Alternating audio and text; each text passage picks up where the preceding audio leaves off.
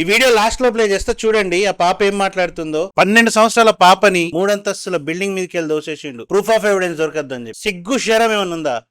ఒక మనవరాలి వయసున్న పాపని రేప్ చేసి బంగ్లా మీకెళ్ళి దోషేసిండు ప్రూఫ్ దొరకద్దని చెప్పేసి. ఇప్పుడు ఆ పిల్ల కాళ్ళు చేతులు ఎముకలు ఇవన్నీ విరిగిపోయినాయి. అండ్ ఆ పాప చెప్తుంది ఏంటో తెలుసా, వీడు ఎలా ఆమెను శారీరకంగా హింసించిండు అని చెప్పి చెప్తుండు. ఇంత చెత్తగాళ్ళు ఉన్నారు అని అంటే సొసైటీలో కొంతమంది కామంతో కొట్టుకొని వస్తున్నారు. ఇప్పుడు కొంతమంది ఎందుకు మాట్లాడతలేరు? ఇప్పుడు వీడు 3 days నుంచి మిస్సింగ్ లో ఉన్నాడు. మొహమ్మద్ గౌస్ పాషా వీడు దొరకట్లేదు. 3 days నుంచి తప్పించుకొని తిరుగుతున్నాడు. ఎక్కడ ప్రూఫ్ దొరుకుతుందని తోసేయడానికి ట్రై చేసిండు. బెడ్ మీదకి వెళ్ళి ఆమె హాస్పిటల్ నుండి ఏం చెప్తున్నది, ఆడు ఎట్లా బిహేవ్ చేసిండు ఆమెతో అని చెప్పి చెప్తుంది. చిన్న పిల్ల.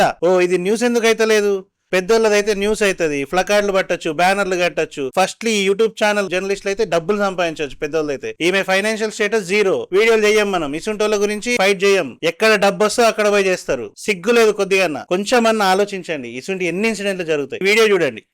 షర్ట్ ఇప్పి చూసుకుంటే అట్టుబడితే అట్టు చేసిండు. అప్పటి నుంచి ఆయన అంటే నాకు భయం వేసి ఆయన ఉన్నప్పుడు బయటికి రాలేదు.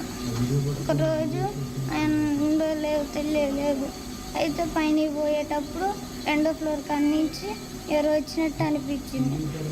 సాయిబుల్ అంకులే అనుకున్నా, కానీ తిరిగి చూడలే. పట్టించుకోకుండా పైన పోయినా.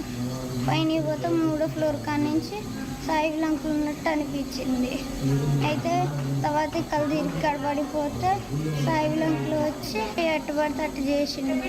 భయం వేసి ఎవరేమనుకొని లేచి కళ్ళు తిరిగినేమో అనుకొని పోయి నిలబడ్డా. ఆయన వచ్చి ఎత్తుకొని అవతల పక్క